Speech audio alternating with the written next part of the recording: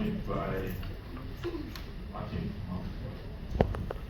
the Commissioner, Civil Litigation,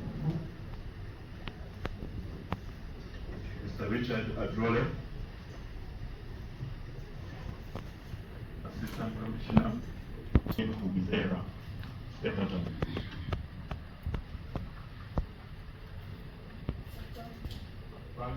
Franklin Kubizera.